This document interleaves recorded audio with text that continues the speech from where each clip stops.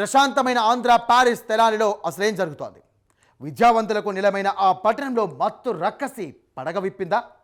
చదువుకోవాల్సిన విద్యార్థులు బుక్కులు పక్కన పెట్టి ప్రమాదకరమైనటువంటి డ్రగ్స్ నెట్వర్క్లో ఎందుకు భాగమవుతున్నారు? బెంగళూరు నుండి తెనాలికి వచ్చినటువంటి ఆ సీక్రెట్ పార్సల్లో అసలేముంది? కాకీల కళ్ళు గప్పి ఆ మాయదారి మత్తు వ్యాపారం ఎలా సాగుతోంది?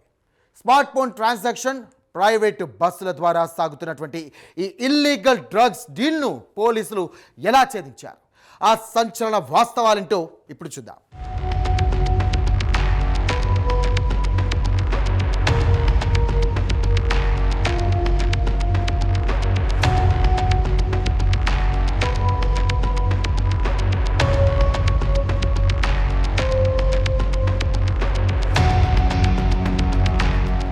తెనాలి విద్యా సంస్థలు, ఆసుపత్రులు, వ్యాపారాలతో ఎప్పుడూ రద్దీగా ఉండే ప్రాంతం. అయితే ఈ పట్టణంలో యువతి ఇప్పుడు అడ్డదారి తొక్కుతోంది.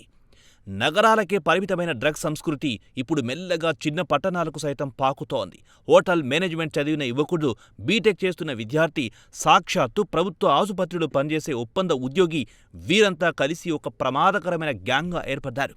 బంగారు భవిష్యత్తును నిర్మించుకోవాల్సిన వయస్సులో మత్తు పడగ నీడన చేరిపోయారు. వీరు ఎంచుకున్న పద్ధతి అత్యంత షాకింగ్గా ఉంది. బెంగళూరులోని ఓ డ్రగ్ డీలర్తో ఆన్లైన్ ద్వారా కాంటాక్టు పెంచుకుని అన్ని డిజిటల్ లావాదేవీల ద్వారానే మేనేజ్ చేస్తున్నారు.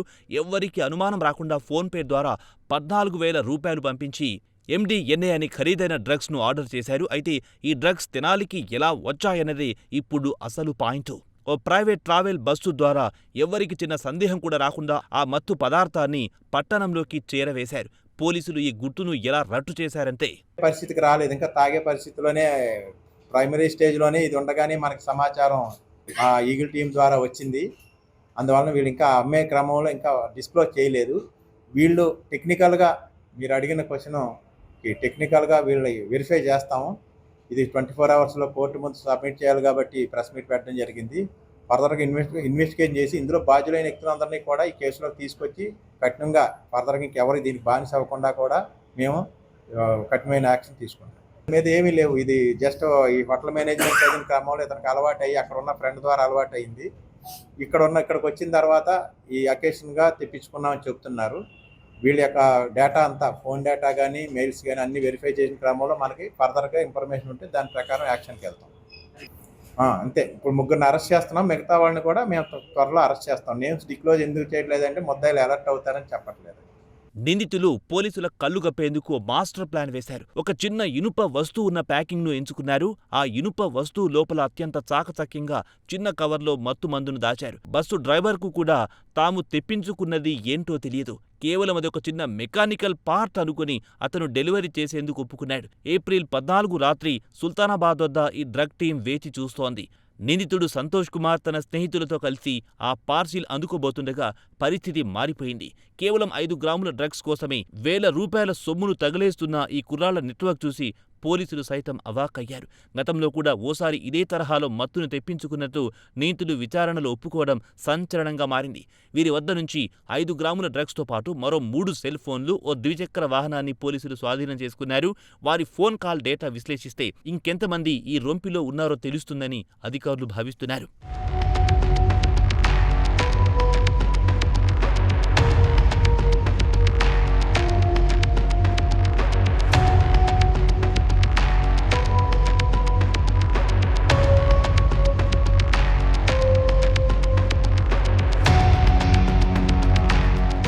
ఖచ్చితమైన ఇంటెలిజెన్స్ సమాచారంతో తెనాలి డీఎస్పీ జనార్దన్ రావు నేతృత్వంలో ఈగల్ టీం మెరుపు దాడికి దిగింది. 3 టౌన్ పోలీసుల సహకారంతో సుల్తానాబాద్ ఏరియాను ఖాకీలు జల్లెడబట్టారు. నిందితులు పార్సిల్ తీసుకుంటున్న సమయంలోనే సినిమాటిక్ స్టైల్లో పోలీసులు వారిని చుట్టుముట్టారు. పారిపోయేందుకు ఏమాత్రం అవకాశం లేకుండా చేసి రెడ్ హ్యాండెడ్గా నిందితులను అదుపులోకి తీసుకున్నారు. సిఐ సాంబశివరావు, ఎస్ఐ కరీముల్లా బృందం అత్యంత సీరియస్గా ఈ కేసును ఇన్వెస్టిగేషన్ చేస్తోంది. ఈ గ్యాంగ్లో వెనుకున్న అసలు సరఫరాదారులను పట్టుకునేందుకు పోలీసులు వేట మొదలెట్టారు.